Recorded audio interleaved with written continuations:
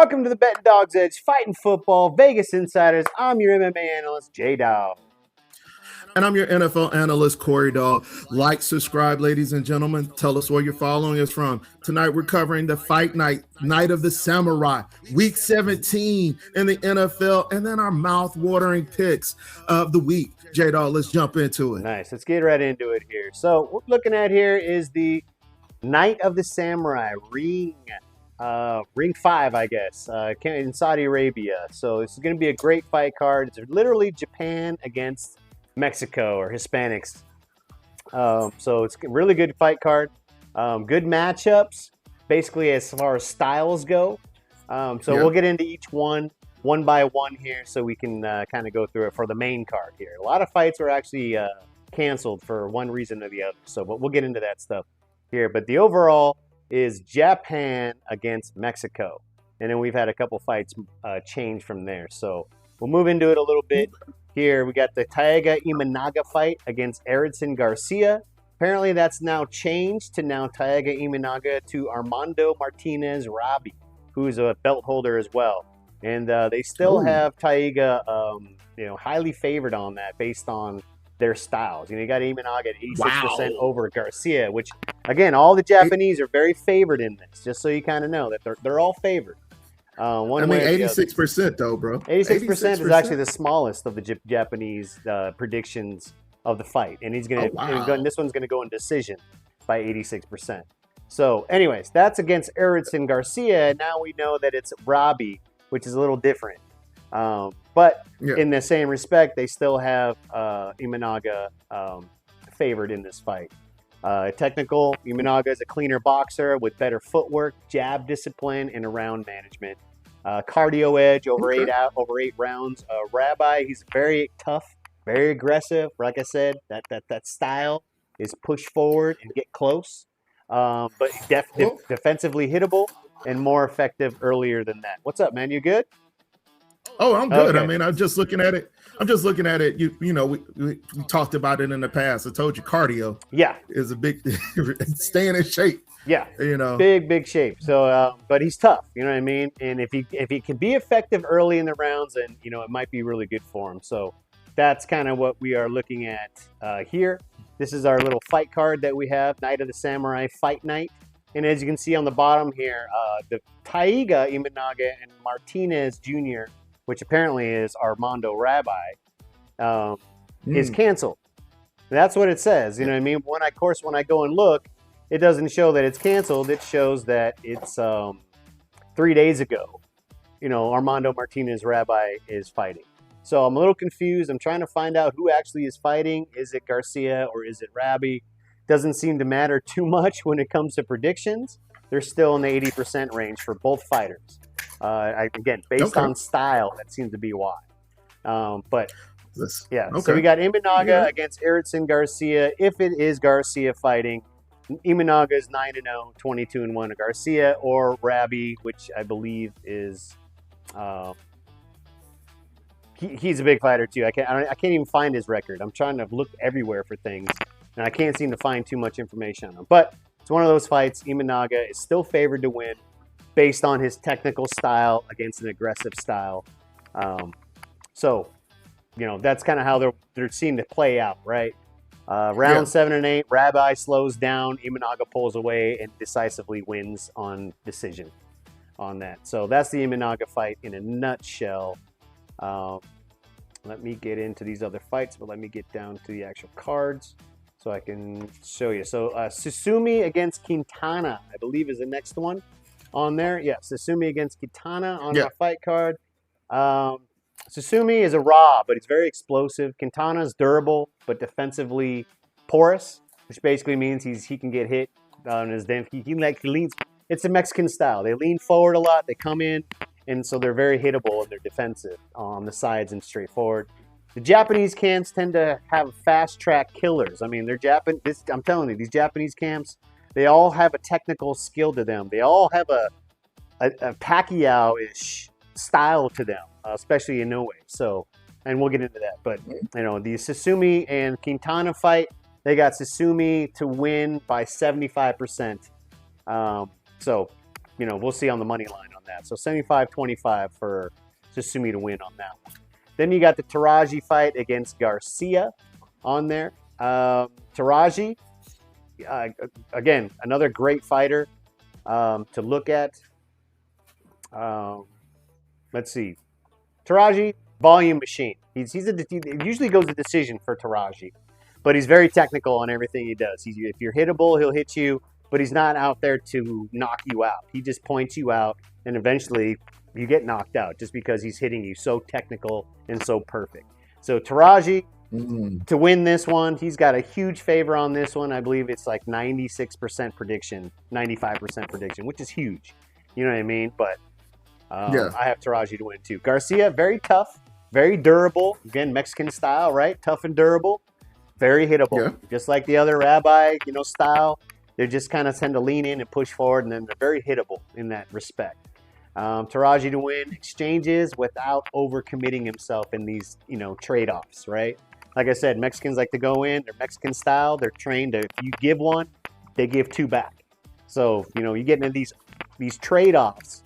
Taraji's not going to commit in these trade-offs. He'll just do a wop, wop, wop, and then he'll turn around and point you out. So that's, Taraji in a nutshell. Go ahead. Like we talked about when you say you're fighting, a guy pointed you out in a fight. Points count, Points absolutely count. Absolutely count. I mean, those hits. They add up. Yeah, I should say. Yeah, it's round by round. You know what I mean? How everything goes. So yeah, it definitely makes sense in that respect. And then we have let's see, who do we have next? I believe we got the co-main event: Junto Nakatani against Sebastian Hernandez and Nakatani. Okay, so Junto Nakatani is the Big Bang. Remember talking about the Big Bang and Inoue? Yeah. This is kind of main card and co-main event are Junto and Inoue. They want these two guys to fight each other on the next fight, so they're putting them on the same card and obviously hyping them up. So the next fight's going to be a super fight against Junto, the Big Bang, and now Naoya Inoue, the monster. You know what I mean? Monster. Yeah. So it's going to be a good fight. Hernandez, unbeaten. But step up is massive on there. Even Junto's gone up in weight on this one, super flyweight title. Nakatani, Junto, he's southpaw. He disrupts Hernandez's rhythm early. Hernandez is going to have a problem in his hand, huge, which is, again, that Mexican style against that technical style. Well, it's a good matchup because one's very technical and one will break that technical and just make it a rough dog fight. With that being said, 31-0 Junto. Hernandez is 20-0. It's going to be a good title fight, in that respect. Again, we have Junto to win this one, overall by knockout, 82% on that. And then we'll move into the main card here, which is Naoya Inoue and David Picasso. The monster. 31-0. David Picasso, 32-0. Picasso is undefeated, has never faced elite championship pressure like this, though. This is Inoue. You know what I mean? If you go look at his old fights and stuff, he's fighting people from Mexico still. You know what I mean? So that you know what I mean? That caliber, he's a champion of Mexico. You know what I mean? He's a champion of El Salvador, Guatemala, all these other Hispanic states or cities and countries. But going to these elite fight type, Inoue's his fight all kinds of elite fighters. David Picasso hasn't. So that's the only difference. Not saying he's not a good fighter. He's a great fighter. He just hasn't met this type of caliber before. So it's an interesting fight, what he's going to do. Inoue's power obviously travels across divisions and across weight. So, Picasso's defense doesn't really have an edge on this. Yeah, he's hittable too in his defense.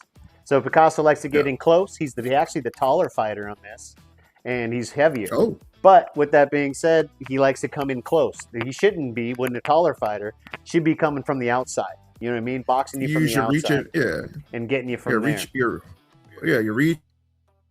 You can see those punches coming because you're taller, and if you're not doing that, why would you want to go in? I'm gonna stay on the outside if I can pop shot you and get the points. Now, he's just not used to doing it. That's kind of the main thing. So he's going to have to change his plan. I think if he changes his plan a little bit, he may have a better edge on there. If he starts a little different, like you said, start long and then work his way into short, he might work. Or if you start short and work your way into long, you might have a better chance of winning. Because again, as soon as Inoue finds out how your style is, you better change it. Because now he knows all your he's going to get you. No, the boy's got hands. I watched that video, watched one of his fights, and it's like a shot out of a cannon. It's like boom, boom, boom, boom, boom, boom, boom. Yeah, you don't give you time to breathe. He's got like I said, that Pacquiao-ish style and look. You can just tell that he has that same balanced style, which is the technical balanced style of the Japanese fighters. Different from the Mexican fighters. They come, kind of bull rushing in, head first, kind of sideways, but bull rushing right in. And it's a good style because it suffocates the technical.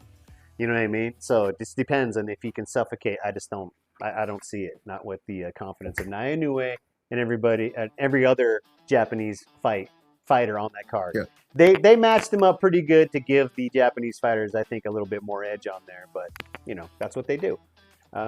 Let's see. So this is another card. This is my EV card, so it kind of shows you are my picks on this one, and some optional parlays that I put on there. That's actually from very, very low risk and low reward to very, very high risk and high reward. So anything in between, you guys can pick yourselves, but I thought I'd give you at least a start point and a stop point, at least for me, in this type of fight boxing situation. So starting from the top of the card, you got Naoya Inoue TKO.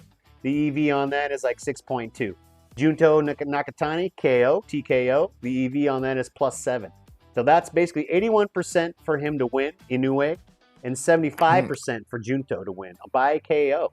Okay? Kenshiro Taraji by decision. Remember, I was telling you, he kind of goes all the way through decision. He just kind of likes to point you out. And maybe he'll get you knocked out because you just can't take the volume of it. But he will point you out. Those points do matter, especially for Taraji. So Taraji by decision. Susumi on the money line, and Imanaga on the money line. You know what I mean? So not a lot of data on those guys, but the EV are pluses on those guys. So that's why I did that. Now, optional parlays on that. You got Inoue, Nakatani, and Taraji on the money line. High confidence it's going to win. Low money, right? Low return on that. So that's kind of your low 3-leg parlay money lines on Taraji, Nakatani, and Inoue. Then on the other side of that, right, I got a +650 bet on this. And this is Taraji for KO, because Taraji normally does decisions. But based on the style that he's fighting against, what was his name?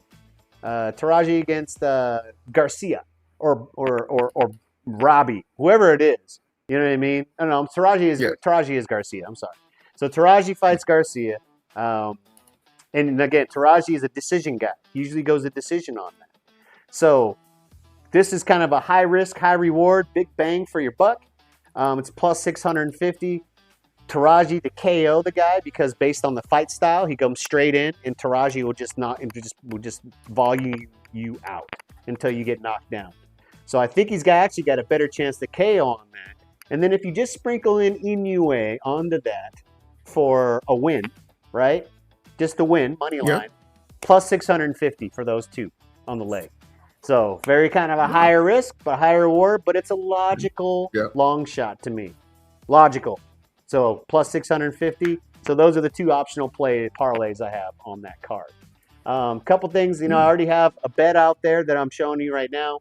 This is the bet that I had with Anthony Joshua KOing after 2.5 rounds, which is that one's live still. So I have Inoue KO over 5.5 rounds. If that hits, we just made some money.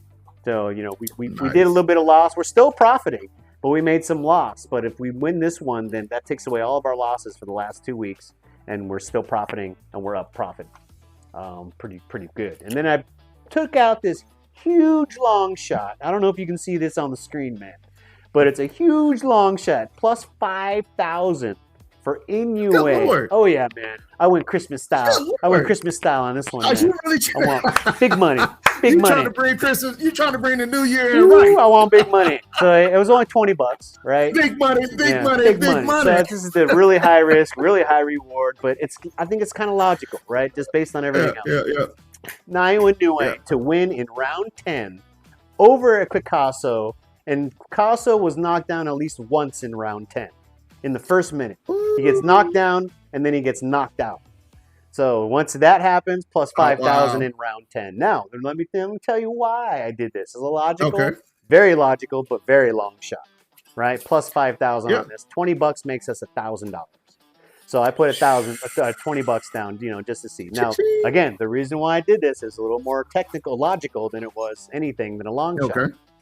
Now, reason why I made this bet was because if you go and look at the past fights of Inoue, he fought 4 times this year. If he fought Tapalis, 2 times, 2 fights ago, which was like May, I think, he fought this guy Tapalis, who was a Filipino guy. And the way his style was very reminiscent of Picasso's. And Picasso's a little better. I think he's a little bigger, he's a little better, and he's a belt holder. So based on the style of Tapalis and Picasso's a little bigger. Tapalis got knocked out in the 10th round. So, right. So I think Picasso won't last more than the 10th round. You know what I mean? Just based on not only Tapalis, but based on the fight style that they have. They're so reminiscent of each other that Inoue is going to catch on that real quick. So that's why I say he has to change his style in the middle of the fight or as soon as Inoue figures it out, because he's not going to last very long moving in with that Mexican style. You know what I mean? Yeah. Mexican style of doing things it's just not going to work for him for very long, right? And then he's got to change. So that's why I say he's got to start long, work in short, or start short and then work out long. You know what I mean? And maybe he'll last that longer, but taller guy, he's going to get body punched a lot by Inoue. So as long as he can take the onslaught, because they're very rough in Mexico. They're very durable. You know what I mean? Very, very. They're very durable. You know They'll take scratches. I mean, all day. We've seen. But that's my point. We've seen them fight. Yeah, but that's my point. You know what I mean? So a lot of my favorite boxers are Mexican. You know what I mean? Marquez, there's all kinds of them. So, but they take abuse. Yeah, they take abuse, and they're taught that from very young. They start very, very young. So the Japanese now, they're just starting very, very young. So the Mexicans don't have that edge anymore, starting at 5, 6, 7, 8 years old now. Japanese are doing the same thing, and they're technical. So it's a little different, but same difference. Growing up training, you know what I mean? I got you. So the training is different. A little different, yeah. Well, no, the training's different and technical, but when they're growing up now, the Mexicans it's lifestyle to them. Fighting is a lifestyle. They grow up doing this. You know what I mean? Fighting, football, soccer, and boxing, and all these things. These are pastimes to them, like baseball is to us. So a little different because when they grow up doing it, they have an edge on, say, someone who started at 15 years old. You know what I mean? They started at 6. Yeah. Of course they're going to have an edge, in durability, and that's the same thing now with Mexicans and now the Japanese. They have that same, they're growing up fighting at a young age. So they're very durable, but they're technical. So different style of fighting, but growing up the same way. You know what I mean? In that respect. Yeah. More generally speaking. So, but yeah, that's the fight game in a nutshell. Thank you so much. Getting right into the football. Like, subscribe, ladies and gentlemen. We're going over our week 17 picks. If you're like me, Christmas morning, I'm probably laying on the couch or laying across the bed. We got a first jump off matchup is a holiday matchup. You may be over the last 30 years has been the Cowboys and the Commanders, or AKA the Redskins, on a holiday tip. The record right now is 80-49-2, meaning the Cowboys have won 80 games for the Commanders have won 49, and the Commanders have beat the Cowboys in the playoffs twice. The lean is towards the Cowboys right now with the superior offensive efficiency. Look for CeeDee Lamb, a receiver, and George Pickens, another receiver, to have a great game against the soft secondary for the Commanders and the tempo that they like to run. They're going to be bombing all over the field. Right now, MGM has the money line on this game for the Commanders in the favor of the Cowboys at a negative 475. So, that's a great pick for you for this week. The Commanders have been giving up 26.7 points a game at home. So be on the lookout for the Cowboys to have a good game tomorrow morning. At home? The second game they're giving 26 points out at home? Yep. Okay, average. The Commanders, Commanders defense is just letting everybody get a point in. Gotcha. Okay. So I don't. Mariota is a veteran quarterback, but the Dallas defense I think is going to stifle him. He's been inconsistent at quarterback, so I'm still giving the edge. I'm giving the edge to Dallas. Gotcha. Moving into our second matchup, we're going into the Lions and Vikings. Now that's at 1:30 Central. That's 10:30 Pacific time. All of these two games are on Netflix, so I'm giving a lean to the Lions right now because JJ McCarthy, the quarterback for the Vikings, is out with a hairline fracture in his hand. So we got another backup coming in. So look for the balanced attack of Jared Goff and to get in the offensive passing game with Amon-Ra St. Brown, a receiver, and Jahmyr Gibbs, a running back, to get off in this game as well. And Minnesota's offense has been streaky over the last couple of games. So at the end of the day, I'm looking at the consistency of the Lions to take this game from us. Take this game. And last Christmas night of the game of the week, Thursday night, is the Chiefs and the Broncos. Right now, the Chiefs and the Broncos at a negative 1,000. Make sure you scroll down. Yeah. You got Chiefs and Broncos? Sorry. All right, I got the Broncos on that as well. Yeah, I got the Broncos. I chose the Broncos on that. The Chiefs are starting a third string quarterback, Oladokin. He's been in the system for 3 years, but he's been running the practice squad. He's also not going to have the superstars on receiving. No Rashid Rice, no Thornton, and Travis Kelce is subject to player. They haven't decided. Game time decision. So we have a third string quarterback, not with the top receivers. At the end of the day, the sky's got to fall for the Broncos to lose this game. I mean, the defense got to fall over, the offense got to fall over, and then the Chiefs is coming to win. I'm a Chiefs fan. If you can't see the stuff behind me, I've been so since the '80 Christian Okoye days, Super Tech Mobile. I'm all that. Joe Montana coming to town as playing in Kansas City. So I'm heartbroken behind this. So trust me, I get it. Yeah, I see a lot of Kansas City Chiefs stuff back there. More than I see you, just so you know. All right. So at the end of the day, I've been a Chiefs fan since I was a kid, Hey, don't knock them, man. They were doing great. They just had bad luck. Mahomes gone. Now me too. What are you gonna do? I mean, how do you lose your star to an ACL? And you lose the backup to an ACL in his first start. So that's a crazy. Know how it happens, but shit happens, right? It rolls downhill on all our bets. I mean, it changes the landscape of everything that we're doing right now. And then we're rolling into the Texans and the Chargers. This is going to be a good game. Number 1 defense against number 4 offense in the league. The Chargers at home. I'm choosing the Chargers due to the inconsistency of the Texans offense. They played last week here in Vegas where we are. And, we're talking about the Raiders. The Raiders. They beat the Raiders by 2 points. Yeah. It's barely squeaked it out, man. So, that's a game that we both agree on. The Chargers game. That's going to be a good one. Tight one right now. Right now, we have it at negative 130 with MGM. So, I mean, that's a money line bet right there. That's a good one. Nice.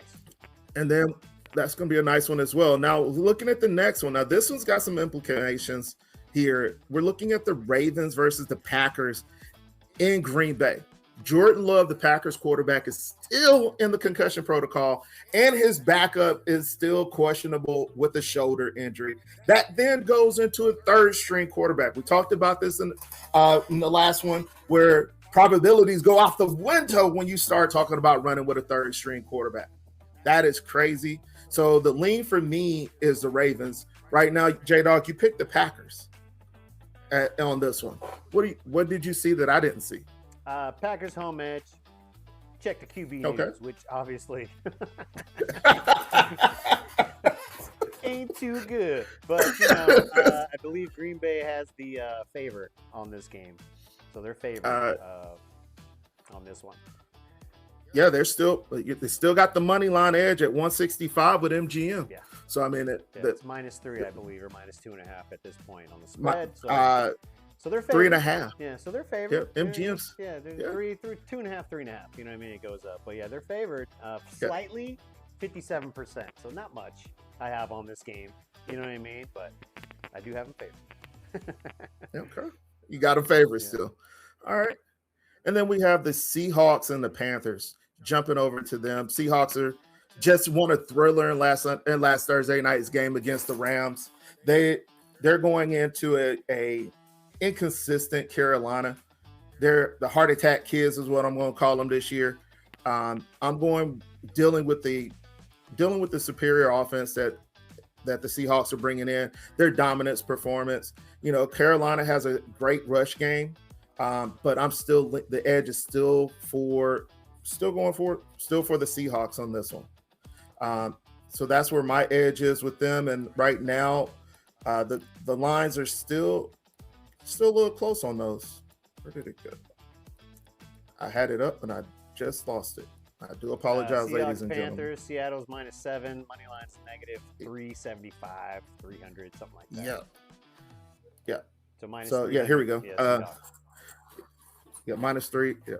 What do you got? -7 and -350. -3 is what so MGM is talking. -375 in STN. So it's just different. Okay. Different same. Yeah, -7 spread. Yeah. So they're favored. And then they're favored. So that's what we're looking at there. And then we're jumping into the Bengals and Colts. Bengals and Cardinals. You know, I'm still leaning toward the Bengals. Had a bounce back game in Miami. It was a track meet. You know, you have Joe Burrow, Joe Burrow's a quarterback. Jamar Chase is a receiver. T. Higgins is another receiver. They had a great game. Saraji Piran is a running back for the Bengals. The inconsistency of the Carolina, of the Cardinals, I'm leaning towards Joe Burrow and the boys from Cincy getting another win this weekend. So if you're looking at a good player, looking for a player prop, look for T. Higgins. I'll give a +100 on a comeback game, or Jamar Chase plus 75 yards. Those are great player props to look for those two, because Joe Burrow does not run at all. He's a pocket passer. He's not going anywhere outside of that pocket. As we have learned. So partially we have learned this guy does not run. Anyway, go ahead. So right now, BetMGM has him at -350 for that game. So that's giving them the lean still. And then we are rolling into, did I miss it?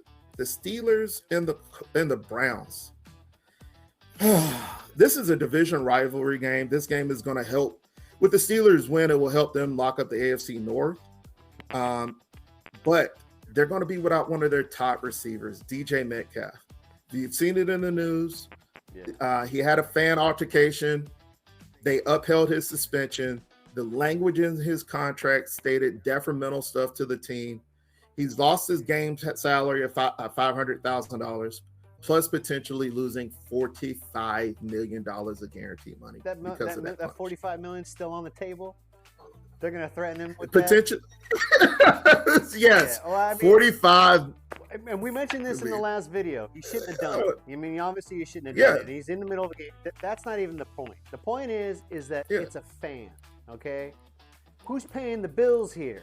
We're the fans. That part. We're the ones that are actually watching you, and you're punching us? Like, okay, we can say anything we want to you. We paid the money. And I mean, this is why I don't like NFL too. I don't go to these games anymore because I can't yell at my own team anymore.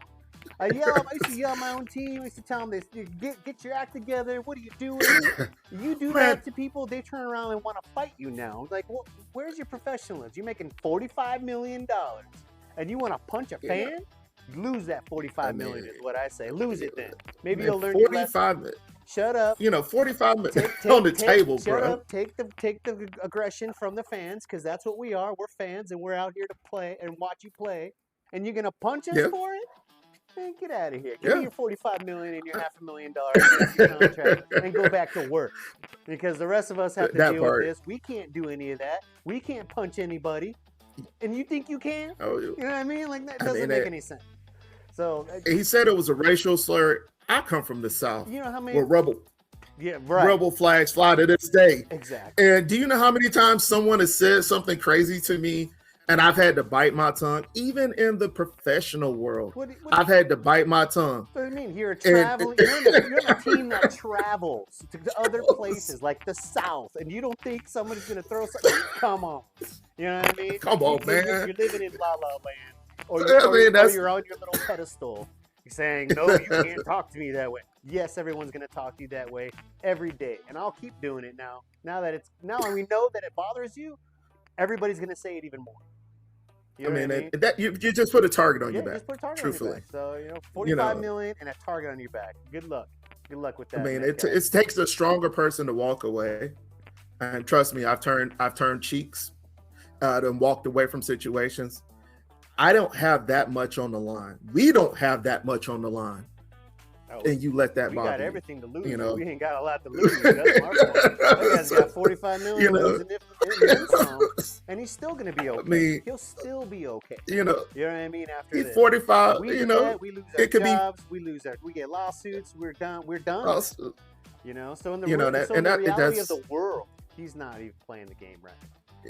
So I mean, and in the video, I saw security. Do security. Keep him away from the fans and keep the fans away from him. If it's going to celebrate, do this like the real superstars. They wait till the end of the game and then they go see a fan and sign an autograph. Yeah, don't do security. While the game's going. Yeah, don't do security. The game is going. You know what I mean? People get told that in security. He would not be able to take it. He'd be punching the first person that called him a name. So anyway, So right now, I'm gonna look for, old man Rodgers has got George Pickens. He's still gonna get his game. He's gonna be down a weapon. He's gonna still get his passes off. I'm looking for, if you want to play a prop, I'm looking for Myles Garrett to set the NFL sack record in this game. I've still got the Broncos. I still got the Steelers as a pick. J-Dog and I agree. And right now, so does everybody else. They still have the Steelers at -3 on the spread, and the money line right now is at 173. So that's a game for us. Now we're rolling into Indy. I got old man Rivers is coming out of retirement. The dad, the grandpa, Fairhope, Alabama's coaching sensation. He's back in the league now, throwing ducks. But he's still get a gamer out here every day. What's throwing ducks? Basically, it's just the ball is it's fluttering when it comes out of his hand. It ain't a tight spiral. Okay, got you. That's what you call a duck throw. Got you. Okay. Yeah. So there's been a couple of them where it looked like he put everything into it, and it just went whoop, whoop, whoop, whoop. Horrible. So at the end of the day, after that stellar performance there in Denver and the consistent play, the 11-4 Jazz are going to roll into Indianapolis, where weather won't be a factor because they're playing in a dome, and I still got them to pick as my pick to take to beat the Colts at home. Right now, we have them at the money line at -300. This is right now 6.5 on the spread for the Jaguars. All right. So that's a great move. Good. But, that's what we're looking at there for them, and then we have the Buccaneers. Versus the Bucks and Dolphins. Now we did a player prop a couple of weeks ago on the quarterback for the Buccaneers, Baker Mayfield, on rushing. I literally want to go and have a conversation with you, Baker. I bet that 20 yards, you did 30 last week. You ran. We bet you to run. You didn't run. Yeah. You ran that last week. We say this guy doesn't run. This guy runs. I don't think you were going to run against the Panthers, and you ran. Hey, I was like, oh my God. You must have read The Art of War. You know what I mean? Everybody thinks you're weak. Do it. Yeah. Do it strong. You know what I mean? So and then the Dolphins, Quentin Ewers, I think I'm pronouncing that right. That rookie quarterback did very well in his debut as a starter, but I'm leaning towards the Bucs stellar defense.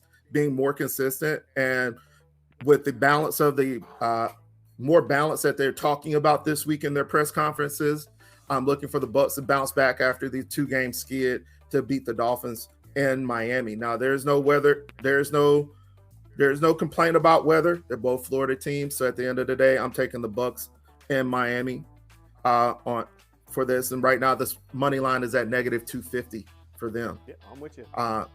So, and then we got the Patriots and the Jets. You know, what else you want to know? The Jets. The Jets have been dismal this year. They've had a couple of highlights where they've got their 3 wins, and you know they've made some coaching changes recently. But the New England defensive consistency and discipline is going to shine still. The offense for the Patriots are still consistent. So my lean and your lean are still for the Patriots. I really don't have a lot to say on them outside of it's the Patriots versus the Jet, and the money line is at -900 right now. 900 to like a -1100, -1100 with a point spread of like minus 13 and a half, something like that. So it's 13, huge. It's huge. 13 and a half on the spread right now it's only on BetMGM. It's only getting like 15, it's only getting worse, so. You know. But anyway, all right. You know, and you know, we're rolling into this next one. Is where did it go? The Bears and the 49ers. Where did it go? I just had it up. I do apologize for I just had it and I lost it. I do apologize. Well, I'm calling them the cardiac kids because the Bears rolled out. The Bears pulled out a thriller against Green Bay, minus Jordan Love and minus their backup. 11-4 and 11-4. This is going to be a thriller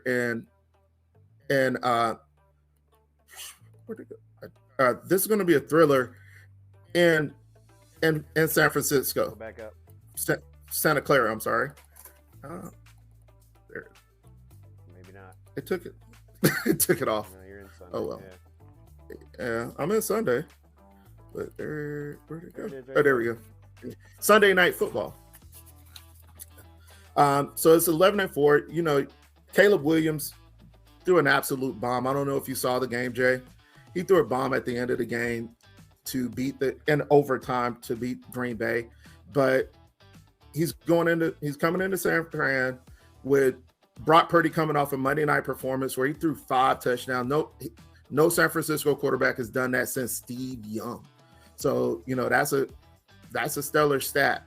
But I'm leaning towards the Bears because they like to grind it out. And that's where I'm going. I know we differ on that one. You chose the 49ers with this game. Yeah. What do you think about what was your thought process on that one? I mean, it's probably going to be a shootout on that. They're just more balanced, I think, when it comes to the Niners against the Bears. I mean, nothing huge that differentiates. I think I had a 68% chance of winning on that just based on 49ers versus the Bears. Okay. Small issues, nothing dramatic on that. Nothing dramatic. Yeah, nothing okay, dramatic. The spread right now is -3 for San Francisco, and then we got a -165 on the money line. So, you know, those are some still open. Make some changes there. It may make some changes when they start announcing Friday on the injury list. Okay. And then we're rolling into Monday Night Football. We got them exciting Rams, Puka Nacua, Matt Stafford, rolling into Atlanta. They're coming across the country, playing in a dome. We both agree LA's got this game. The inconsistency of the Rams, you know, that's an issue. You know, Bijan Robinson is a great running back for the Rams. You look for him to get a player prop on this game. Still with the Rams winning, I'm giving a player prop on Bijan doing at least 50 yards and an anytime touchdown. Player prop. Nice. Yeah. Right. And then Puka Nacua. I don't know what else to say about this dude. 225. Puka Nacua is a receiver for the Rams. Yeah, he's a madman. I thought you were about to say something bad. I'm like, what's wrong with Puka? What's wrong with you? What's wrong with Puka? I've watched this dude. Say anything bad about Puka. No, I'm just kidding.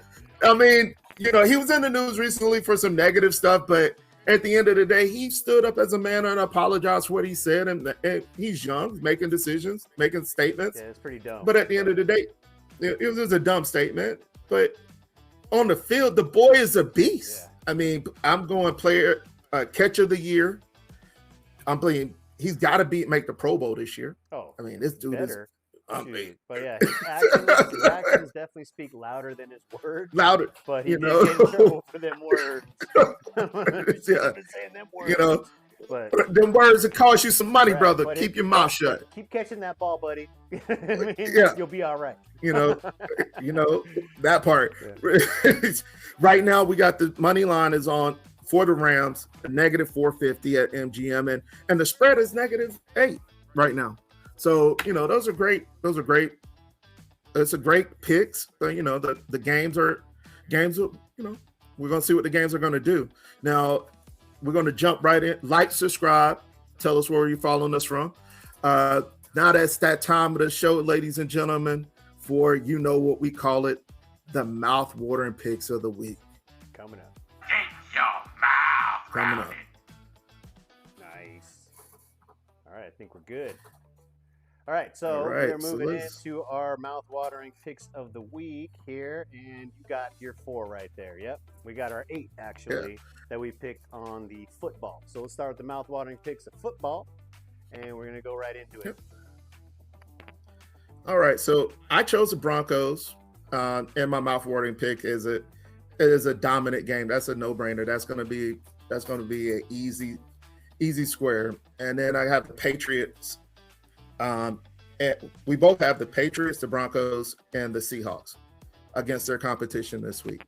And these are based upon their schedules, the teams, their that they're playing, and their style of play. This is more of a 4-leg that you may want to put together. You might want to sprinkle in something from the right-hand side where Jay and I differ on the picks. My pick of the Jaguars game is the offense's inconsistencies for the Colts. This is why I like that game. And then I picked the Steelers because they're playing the Cleveland Browns. I love Jador Sanders and his story, but the Steelers still have the firepower, the size advantage, the knowledge, the veteran skill at offense and on the defensive side of the ball. So those are my picks. This is why I chose what I chose for my 2 teams where we differ on our mouth-watering picks. Okay, you done with your essay? I'm done with my essay, sir. All right, so San Francisco and Cowboys, right? Reason why I picked them. Cowboys, I had them at 70% probability to win. Dallas trenches and the offensive line have the advantage, and the Commanders QB has a low depth, I guess, on there. Just kind of basically saying they're limited. Their QB's limited. Yeah, Marcus Mariota is their backup. Yeah, and so he's just he's a vet, but he's second. But he's inconsistent. Right, and he's second. So, and then the 49ers I have, it's just their balanced attack versus the Bears. Like I said, the Bears a little more consistent.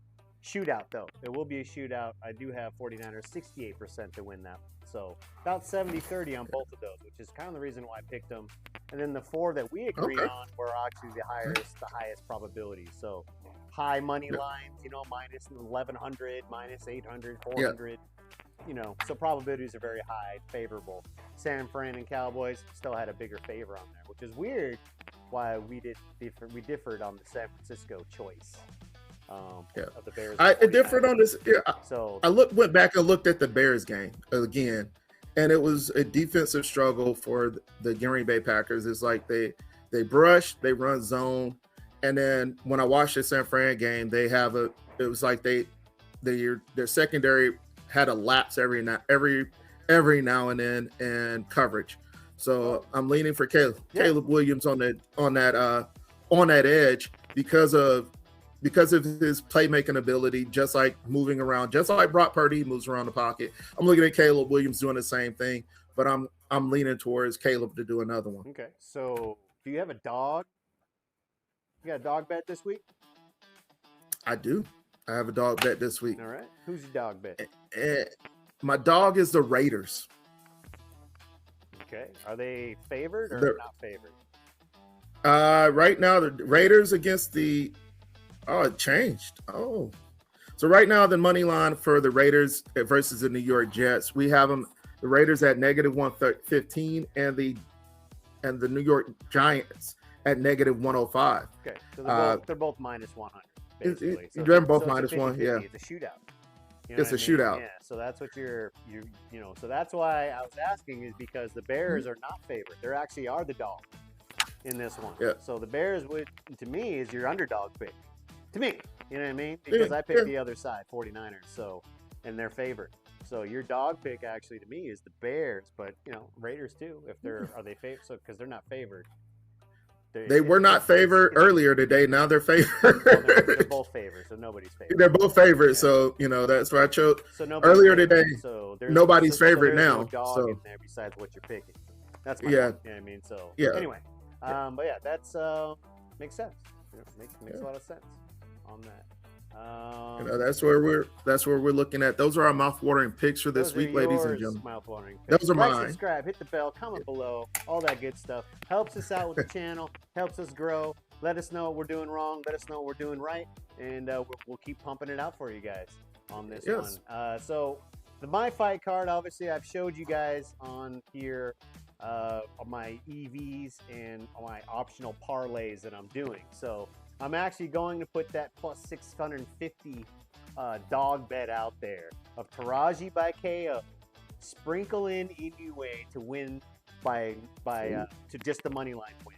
You know what I mean? Or by KO. And I'll give you the plus 650. Oh wow! But it will give you a plus regardless either way. So I'm actually going to be doing that right now. So we have that inside, and we'll be doing that on BetMGM on here. So All right, like, subscribe. Tell us where you're following us from, ladies and gentlemen. yep, but that's what we're doing on this one. Gonna have to load now to do that bet, but I'll be doing that on BetMGM, and I'll bet my slip. I'll put my slip, post my slip somewhere. So, but yeah, right. so that about wraps us up for this one. Appreciate everything. Merry Christmas to everybody. Bah humbug. I gotta Merry work. Christmas. So do I. I had to work today, and I got to work the day after. So at the end of the day, like, subscribe, ladies and gentlemen. Merry Christmas. Happy Kwanzaa, whatever you're celebrating this year, and enjoy. Be safe. Be merry. See you on the next See you one. on the next one.